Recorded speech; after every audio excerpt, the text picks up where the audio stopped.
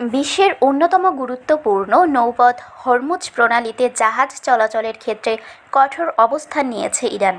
আজ সিএনএনকে দেওয়া এক সাক্ষাৎকারে ইরানের একজন ঊর্ধ্বতন কর্মকর্তা জানিয়েছেন, এখন থেকে এই প্রণালী দিয়ে চলাচলের ক্ষেত্রে নির্দিষ্ট জাহাজগুলোকে অগ্রাধিকার দেওয়া হবে। তবে এই সুবিধা কেবল তারাই পাবে যারা ইরানের নতুন নিরাপত্তা প্রোটোকল দ্রুত মেনে নেবে এবং নিরাপত্তা ও সুরক্ষা পরিষেবার জন্য নির্ধারিত মাশুল বা খরচ পরিশোধ করবে।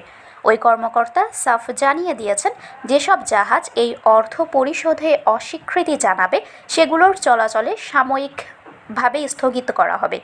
সীমিত সংখ্যক জাহাজকে চলাচলের অনুমতি দেওয়ার সিদ্ধান্তের অংশ হিসেবে এই পদক্ষেপ নেওয়া হয়েছে বলে দাবি করেছে তেহরান।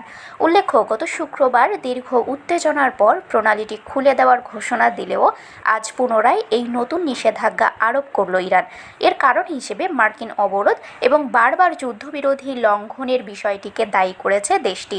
ইরানের এমন সিদ্ধান্তে বিশ্ববাজারে জ্বালানি সরবরাহ এবং আন্তর্জাতিক নৌ নিরাপত্তায় নতুন করে অস্থিরতা তৈরির আশঙ্কা দেখা দিয়েছে। বিশ্বের মোট জ্বালানি তেলের একটি বিশাল অংশ এই পথ দিয়ে পরিবাহিত হওয়ায় আন্তর্জাতিক মহলে এখন গভীর উদ্বেগ বিরাজ করছে। শারমিন শিমু, বরেন্দ্র টেলিভিশন।